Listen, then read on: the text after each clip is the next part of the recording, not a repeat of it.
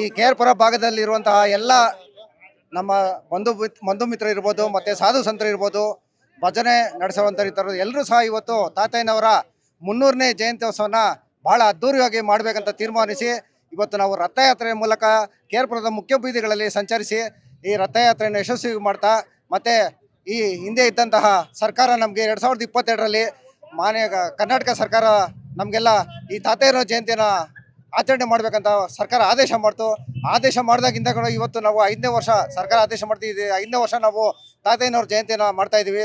ಎಲ್ಲರೂ ಸಹ ನಾವೆಲ್ಲ ಸೇರಿ ಒಗ್ಗಟ್ಟಾಗಿ ಪ್ರತಿ ವರ್ಷವೂ ಸಹ ನಾವು ಡೊಳ್ಳು ಕುಣಿತ ಇರ್ಬೋದು, ರಥಯಾತ್ರೆ ಇರ್ಬೋದು, ಈ ಪಾಲ್ಗೊಳ್ಳ ಹುಣ್ಣಿಮೆ ದಿವಸದ ವಿಶೇಷ ದಿನವಾದಂಥ ತಾತಯ್ಯನವ್ರ ಜಯಂತಿಯಿಂದ ಕರ್ನಾಟಕ ರಾಜ್ಯಾದ್ಯಂತ ಎಲ್ಲರೂ ಸಹ ಆಚರಣೆ ಮಾಡ್ತಾ ಇದ್ದಾರೆ. ನಾವು ಸಹ ಇಲ್ಲಿ ನಮ್ಮ ಭಾಗದಲ್ಲೂ ಸಹ ನಾವು ತಾತಯ್ಯನ ಜಯಂತಿಯನ್ನು ಈ ಥರ ಇಲ್ಲಿ ಯಶಸ್ವಿಯಾಗಿ ಬಹಳ ವಿಜೃಂಭಣೆಯಿಂದ ಆಚರಣೆ ಮಾಡ್ತಾ ಇದ್ದಾರೆ. ನಾವು ಈ ಮುಖ್ಯವಾಗಿ ಪಿ ಸಿ ಮೋಹನ್ ಅವ್ರಿಗೆ ನಾವು ಬಹಳ ಆಭಾರಿಯಾಗಿರ್ತೇವೆ. ಯಾಕಂದರೆ ಅವರೇ ನಮಗೆ ಸರ್ಕಾರದ ಮುಖಾಂತರ ಆದೇಶವನ್ನು ಹೊರಡಿಸಿ ಇವತ್ತು ಬಸವರಾಜ ಬೊಮ್ಮಾಯಿಯವರು ಮುಖ್ಯಮಂತ್ರಿಗಳು ಮನವಿ ಮಾಡಿಕೊಂಡು ಅಧಿಕೃತ ಆದೇಶ ಕೊಟ್ಟ ಮೇಲೆ ನಾವು ಇವತ್ತು ಇಷ್ಟು ಅದ್ದೂರಿಯಾಗಿ ಈ ಕಾರ್ಯಕ್ರಮವನ್ನು ಮಾಡ್ತಾ ಇದ್ದೀವಿ. ಮತ್ತು ನಮ್ಮ ಈ ಒಂದು ಕಾರ್ಯಕ್ರಮಕ್ಕೆ ಮುಖ್ಯವಾಗಿ ನಮ್ಮ ಡಾಕ್ಟರ್ ಟಿ ವೇಣುಗೋಪಾಲ್ ಸರ್ ಅವರು ಬಂದಿದ್ದಾರೆ.